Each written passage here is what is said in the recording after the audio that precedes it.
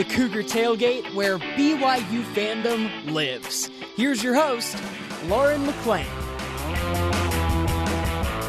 What is up, everyone? Our month of baseball continues, and who could think of baseball without craving the food that goes along with it? Hot dogs, peanuts, Cracker Jacks, sunflower seeds, and of course, nachos. We're going to tell you where the orange top chips got their start in baseball parks. After that, we're bringing on former MLB pitcher and current mission president Jeremy Guthrie to talk his favorite major league moment and how he satiates his shoe obsession while in the mission field. He's such a stud. But before we get to any of that, allow me to grace you all with the vocal stylings of Mr. David Phillips Jr. Jr., it's a pleasure having you back on. Oh, love coming on. So much fun. And baseball. Nothing is better. I love baseball. Right? And you do actually have a very good, deep radio voice. So congratulations for that. You're welcome. All right, Junior, this whole month we've been focusing on the greatness, which is baseball. What makes baseball the sport that you love most? You know, I don't know if it's from growing up as a kid, playing it and being there. I'm a big San Francisco Giants fan, having grown up in the Bay Area. I think the very first game I went to was an A's game, but I still remember being in Little League and my dad taking me on a Saturday to a Giants game, watching Matt Williams hit a grand slam. And then later that night, I hit a grand slam, not like a Little League grand slam. I did hit it over the fence and stuff. It was a great moment, and I just completely fell in love. And ever since, just been a huge Giants fan, but just a baseball fan in general. Oh my gosh, as a kid, that it doesn't get better than that, right? You go to a Major League Baseball game and then you hit a home run? Yeah. That's amazing. Watch a star do it and do the same thing. No kidding. So who was your favorite player growing up? You know, it was a toss-up between Kevin Mitchell and Will Clark. And one of my favorite shirts, and actually the anniversary of this is Monday, I believe, of when Kevin Mitchell made the one-handed, barehanded catch in left field against the St. Louis Cardinals. If you ever get a chance, go Google that. Kevin Mitchell one-handed catch. He catches it with his bare hand. He overruns the ball and reaches back and catches it with his bare hand. It's one of the greatest catches in all time. But it's, yeah. So I would have to say I loved Kevin Mitchell for that, but Will Clark, no one could match that swing, that super sweet left-handed smooth swing. It was the swing before Ken Griffey Jr. That is so awesome. My husband will spend hours on YouTube watching stuff like that, like the MLB's best catches. I'm like, all right, let's do something else. As much as I love this, but there really is something so fascinating about that, and I love that aspect of baseball. But Junior, I know that you are a food guy. Is that right? Very much so. Very much so. Well, baseball has some unique foods associated with it. What's something you will only eat at sporting events but wouldn't typically eat anywhere else? Last week, Spencer said shelled peanuts at a baseball game. I said a giant maple bar or cougar tail. What would you say? Ooh, this is a tough one. You know, honestly, probably garlic fries. That's something I've done. The Giants Stadium, they're famous for their Gilroy garlic fries. That's something typically that I can't get away with most times. I would say brats. Every time I go to a game, I always have to get a brat. I love brats, and I don't just restrict them to baseball games. Right. And peanuts are another one, the shelled peanuts. That's not typically something I've bought them in the house, but then they always make a massive mess, and my kids get into them, and then it gets a real big mess, so I can't really have those at home. So I'd probably have to be with Spencer on the shelled peanuts as well. Yeah, it is super random. I like that you said garlic fries. Liam, our producer, that's his favorite too. And I like that you said you can't usually get away with that. Are we talking indigestion here? Is it your wife doesn't like it? What the is wife, that? You have to get your spouse on board if you're going to do the garlic fries or a garlic burger. They have to be with you. You can't just have one person do it, or else it's a bad time. So, yeah, I kind of have to get her on board if we're going to do that. So, listen, sweetheart, you take a fry, I take a fry. It'll make everybody happy. We'll stink together. It'll be unity. And then you probably don't even notice it. Both of your breath smells like garlic. Both of our breath is bad. It's all good. Everyone wins. All right, well, exactly. This week I asked fans on Twitter the same question, and I got some really good responses. So here are a few. They said cotton candy, which is true. Yeah. When do you ever randomly go get cotton candy besides the games? No. I actually don't get them at games, but I guess some people do. Yeah. Hot dogs. Someone said used to be caffeine-free Diet Coke, and that made me laugh really hard because I said heaven forbid we drink water. Because I'm a soda lover. Do you drink soda? I just muted my mic so I could have a drink of soda just now. Well, that answers that. There's something about caffeine-free Diet Coke is not good, but when that's your only option, you drink caffeine-free Diet Coke. Absolutely. So I loved that response. Soft pretzels, a brat tail, which is half brat, half cougar tail. That is something I never experienced. It sounds absolutely terrible. Have you had that? I have never had that, and I'm a little curious. A brat tail. You need to do that, Junior. The next time you go to a game, get a brat tail, all right? All right. And come back on the show and report how it was. Okay. All right, we got funnel cakes and churros, a barbecue parfait at Miller Park, when that actually looked really good. Yeah. The roasted almond stand, someone said, is right outside their portal at LaVelle Edwards Stadium, and they said they will only eat them at BYU football games. Oh. That smell gets me. Oh, my gosh. In a good way. That's one of those smells where you know that you're in a stadium. Mm-hmm. Oh, I love it, and that's such a good response. When else are you going to get roasted almonds? When else do you even when else do you even think about roasted almonds? You don't, till you smell that when you walk into a stadium, right? Exactly. Once you smell that, then you got to have them. Isaac Wood, who's over athletic development at BYU, said Dippin' Dots, incredibly expensive for something so low in value, but for some reason it just feels right in the moment. I feel like there are a lot of things like that you'd completely overpay for at baseball games or whatever game you're at, but it just feels right in the moment. Don't you agree? Oh, definitely.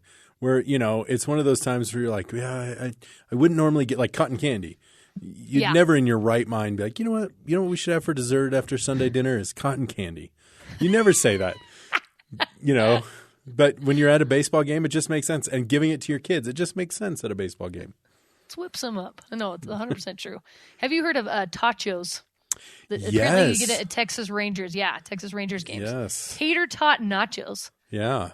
That's something I want to try. The Colorado Rockies have the tornado. Apparently it's just a bread wrapped around a pole and baked, then covered in cinnamon and sugar. That sounds right up my alley. Yeah. I love that. I went to a game there and saw that. I didn't get it, but I did see that and was a little bit tempted. Well, next time. Toasted grasshoppers at T-Mobile Park. Oh. Have you heard of that, Junior? Yes. So I went, and I brought my wife to a game there, and we're trying to get as many parks as possible. And so we went a couple years ago, and we were daring each other what it would take to get the other to do it. It never happened, though. Oh, I can't believe that was real life. I was like, no, they don't sell real toasted grasshoppers. They do. That's a bet thing. If you lose a bet, you got to eat toasted grasshoppers. That's what it sounds like. Oh, my gosh. What do they do? They go collect – where do they collect the grasshoppers? I don't even want to know. I don't want to know the backstory. I don't want to know anything about that because it makes me gag to even think about it. And something not much farther down on the gross list, Rocky Mountain oysters at a Rockies game at Coors Field. Yeah. When we went to a game at Coors Field, we kind of skipped all that. Didn't even didn't go near that. Well, as most people should. Most people in their right mind. And for the show's sake, for BYU Radio's sake, we're not going to talk about even what that is. So if you're anybody's curious, go ahead and Google that. If you know, you know. And I don't want to know, Junior. All right. And we've also had a few nachos. So I'm going to enlighten you on how nachos became a staple at baseball games. All right, Junior? All right. Apparently, the Texas Rangers invented stadium nachos. It actually is a fairly new thing. According to MLB.com, stadiums didn't start selling nachos until 1976. And apparently, nachos had been popular in Texas for a long time, but they didn't serve them at sporting events because nobody had found a way to produce them quickly and cheaply, which you have to do at a ballpark. Then Frank Liberto came in. He created the orange cheese sauce we all know and love today. Well, maybe not all of us. It's cheese with a little added water and leftover juice from jalapenos, which creates the gooey orange consistency that can be easily dispensed from a pump. So this is fascinating. The recipe is such a heavily guarded secret that in 1983, a 29-year-old man was arrested for trying to buy the trade secret. Can you believe that? Holy cow. Well, that's intense. Yeah. My wife, whenever we go to a ballpark, she's always got to get the nachos. That's a thing. Yes. And again, it's something usually when you're sitting at home, you're not like, I would really like that gooey orange cheese dripped over some chips right now. The best part of nachos is all of the shots of people going for home runs or foul balls and it hitting the nachos and going everywhere. There was a couple days ago, there was a guy who had a nachos and tried to jump over a couple chairs. It's all over his hair, his face, his clothes. That's probably the best part of nachos at a ballpark. You are 100% right. Why is it always the nachos? Why does the ball always hit the nachos? I love that. Yeah, it doesn't hit like the guy with the hot dog or the guy with the pizza. It's the guy with the nachos that go everywhere. That's so true. Well, it was good for everyone because it doesn't need to be refrigerated. It's quick. So it took off really quickly. Liberto sold the Rangers on his idea, and in its first season at Arlington Stadium, nachos brought in $800,000 in sales. And for comparison, the previous high seller popcorn brought in $8,000. So people really liked their nachos. And then the Dallas Cowboys started selling it next. Howard Cosell hyped them up on Monday Night Football, and then the rest is history. There you go. That's how we got nachos, Junior. That's how we got the nacho explosions every time someone tries to catch a home run. Thank you, Texas. We have to thank Texas for a lot of good food. Well, Junior, you're incredible for coming on with me. Now I'm really hungry. So now it's time to go get some hot dogs and nachos. That's right, some popcorn. But up next, he pitched in the major league for 13 years and was called as a mission president in Houston, Texas, the year after he retired. Woo! Jeremy Guthrie is coming up on the Cougar Tail Gate.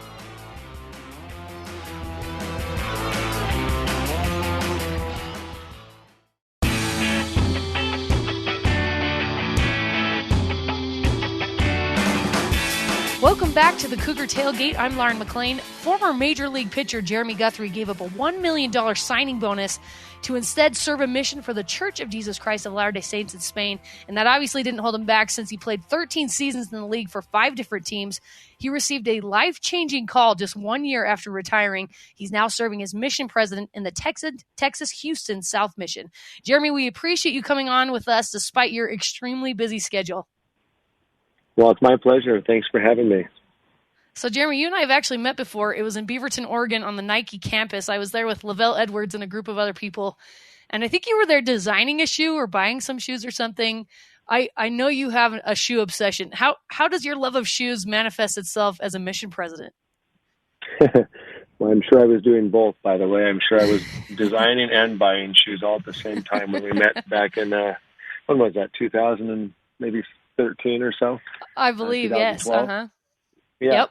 But I think I traded all my sneakers in for a pair of brown leather shoes and black leather shoes. And so I don't think I have much shoe game. I don't think when I walk around people comment or think about my shoes anymore, which is a good thing. That's what I try to help the missionaries recognize, that we're trying to do everything we can to focus people's attention on our name tag and the name that's on there and to our missionary purpose.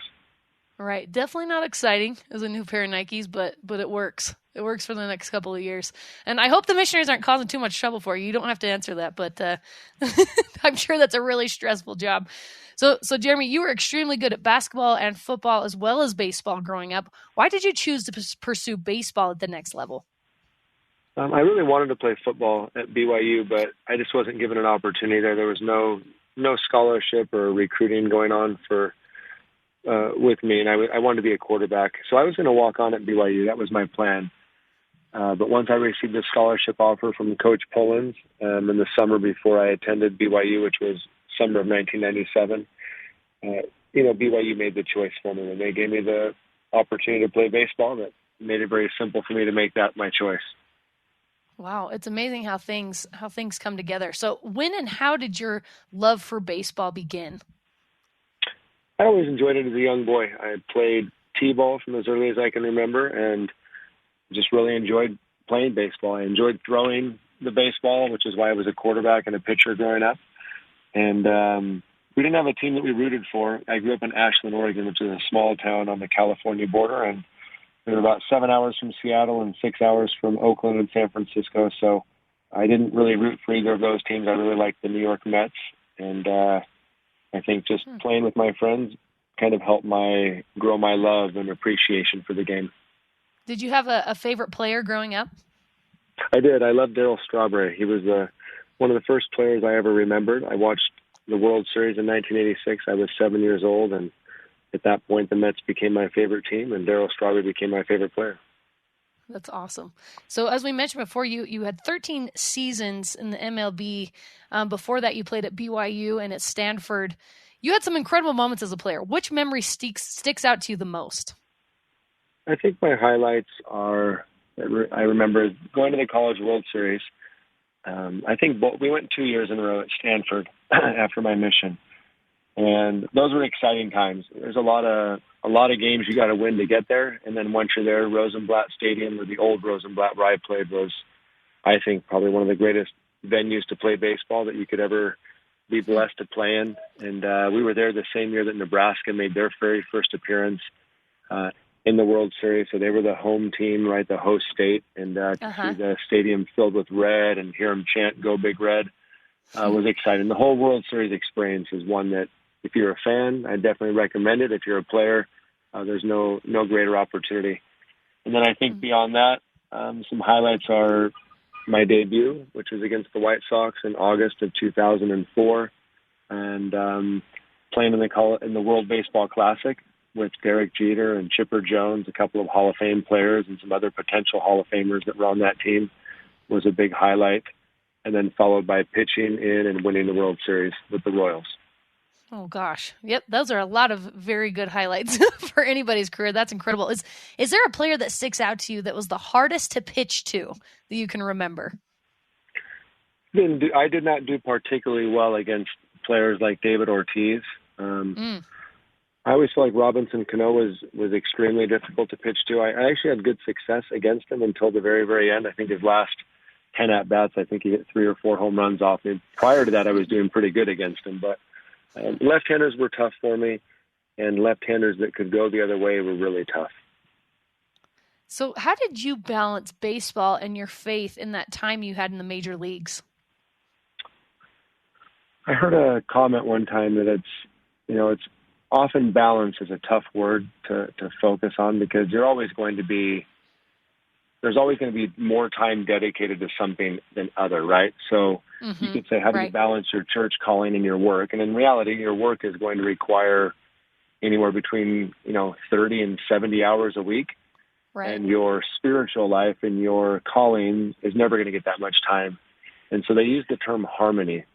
And they said, how do you find harmony in your life? Harmony between the spiritual and the secular. And I think it was a challenge, most definitely. For me, I made very clear decisions at a young age that I knew who I was. I knew that my true purpose in life was to try and prepare to meet God. I saw early on that when I chose God first and his righteousness, that all things were added unto me. And so in terms of choices and really trying to focus there, I think that was always a constant anchor that kept me close. But within each day, how do you choose to invite the Spirit into your life, and how do you choose to follow its guidance? That's the real harmony that I think at times I did well, other times I did not. But I think most importantly was remembering who I was always seemed to get me on track. If I recognized that people were watching me, and I had a great opportunity and a responsibility to try and emulate Christ-like attributes, that kept me. And it didn't mean I did it well every time, but it always kept me going back to where I needed to be, I felt like. And that's where I found the harmony, or searched for the harmony throughout my playing career. That's really cool. I love that, harmony instead of balance. And were you married when you entered the major leagues? I was. My wife and I were sealed together in 2001 in the Portland, Oregon Temple. And I began my career in 2002. So, we dated at BYU. She got to see my entire career from college all the way to the major leagues. And I think that was really helpful for us, because she understood the frustration. She knew the history. There was just a complete understanding between the two of us into the journey. Right. Well, what impact did she and just having a family have on you during your time in the major leagues? It was always an anchor. Again, I like to use that word because I think that the world just wants to sift you, as we read in Luke. There's always something they're trying to shift you and make you drift a certain way. And so you have to have an anchor that ties you closely to what your core values are. And having a family was obviously a huge anchor. It was always there for me. In the good times, it was there. She was there, and the kids were there in the tougher times. And above all, it just kept me remembering what my true purpose and calling in life was. And that it wasn't about baseball. It was about God and preparing for our eternal life. I love that. And I think our families can be an anchor to us no matter what stage of life we are at, to help to keep us grounded and to just to help us out. So Jeremy, what is your favorite thing about baseball? Oh, that's an interesting question. A couple attributes about baseball that I think make it unique is there's no clock.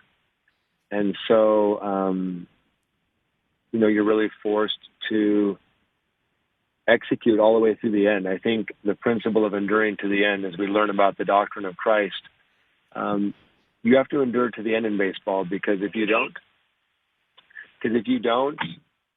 it, you could lose the game, right? We've seen a number of big comebacks, and in baseball, it's never going to be cut off short by a clock, whereas it might be in football, soccer, basketball, and other sports. So I think that's one of the truly kind of timeless qualities of the sport of baseball, is that you got to finish the job. And if you strive to finish the job, there's 25 players on a roster, all 25 guys are there through the end, then you can experience the great joys and the highs of winning and overcoming.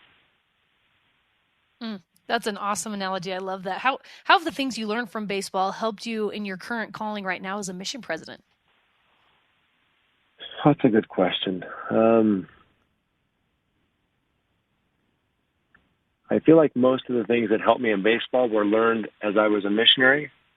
And so in reality, I feel like what I learned as a young full-time missionary in Spain helped me in baseball, which what I learned as a young full-time missionary in Spain is also helping me now. But I think maybe the one analogy that I do share with missionaries on occasion is just the idea of unity. We were really well taught in the principle of unity the past two conferences, I think by Elder Cook and then by Elder Stevenson this past April. And I saw in baseball that when a team of 25 guys and coaches were unified in the right thing, because I think you can have unity in a lot of things, right? You can have unity in having fun and just having a blast and let's just be cool. You can have unity in all kinds of things. But in reality, the only true unity is when it's centered in a core purpose. For baseball, it's winning. Right. Or the gospel, it's eternal life and the Savior Jesus Christ. And I think I was on teams, and I was guilty of being a part of this, where the focus of each player was really disconnected, right? Some guys wanted to be famous. Other guys wanted to be all-stars. Some guys wanted a big contract. Some guys really wanted to win. Other guys were just happy to be there. And when you had that kind of disconnected unity, I think what it turned out for me in my career was a lot of losing teams. And then we found ourselves in 2013 with a great leadership core that just really taught us about being unified and winning. Like, we're here to win. We don't have superstars, but we can do it. And when we all put our efforts into winning, and there was no more kind of, when a guy has a bad game and the team wins, that the guy starts to feel bad for himself even though the team wins, or vice versa, where a guy has a great game and the team loses, and the guy's kind of, I'm the best, and I'm feeling good about things. We celebrated as a team, and we kind of suffered and adjusted as a team. And I think that's probably the biggest difference. And that's the same with missionary work. You can have a lot of reasons to come on a mission. I came from my parents. I came from myself. I want to learn to get a testimony. I want to do this. I want to do that. I just want to have fun and a cool experience. I want to go visit somewhere different in the world. I want to explore. If there's not a unity in your purpose, which is to invite and help others come into Christ, I think the mission experience can be really challenging. I think each missionary grows into that, and some of them learn it sooner than others. But I think that's the ultimate joy and ultimate success, is finding unity in a core purpose. And that's one lesson I'll take from baseball that I witnessed that I can apply to missionary work really clearly as a mission leader. I love that. Jeremy, you have an extremely hard job. You have a really hard job right now. I can't even imagine what's it like being a mission president. So you had only been retired for 1 year before you were called as a mission president. What was that like for you? I was only retired for 4 months, really, before I was asked to serve. So I don't know that another 6 months or another 5 years would have made a difference, if I had to be honest. I don't think they have preparation courses for mission leaders. So it was a big change. I didn't have opportunities to serve in many callings because of my baseball career, and so I think my just basic kind of understanding of how, church, if you lack for a better term, not church government, but how things kind of are led by the Spirit and led by priesthood keys was even right. My understanding of that was very minimal. Working with teenagers, my oldest daughter Avery was 14 at the time we were called to serve, so I hadn't even had a chance to mess up being a dad with her yet before I got to go be with a bunch of 18 to 25-year-olds. And so I think all of that led to, but I don't think there's much preparation that really does help you feel ready for it, but I certainly was on the short end of the stick of preparation. Oh, man. Jeremy Guthrie, former Major League pitcher. Jeremy, thank you so much for taking the time with us today. We know you're so busy, so we'll let you get back at it, but thank you so much again for coming on. Well, it's my pleasure. Thank you for all you all do, and I hope baseball is going well. I don't get a chance to follow it much, but look forward to trying to connect. I got one of my sons, my son Dash, is my lone baseball player. My son Hudson retired last year. He's a basketball-only player now. But, I get to watch my young star Dash play, and he really enjoys it. So thank you for having me on, and we hope that BYU has a great season this year, and that we can see some of the former Cougars that are playing professionally keep rising up in the ranks. That's right. Dash is the perfect name for an athlete, by the way. Well done. Thank you. That's awesome. All right. Thanks, Jeremy. Thanks so much. My pleasure. And that does it for us today. Thanks again to Jeremy Guthrie and David Phillips Jr. for coming on the show with me. You can join the Cougar Tailgate virtually, of course, every Saturday at noon Mountain Time, or download, rate, and review our podcast on Apple, TuneIn, Stitcher, Spotify, or on BYURadio.org. This is Cougar Tailgate.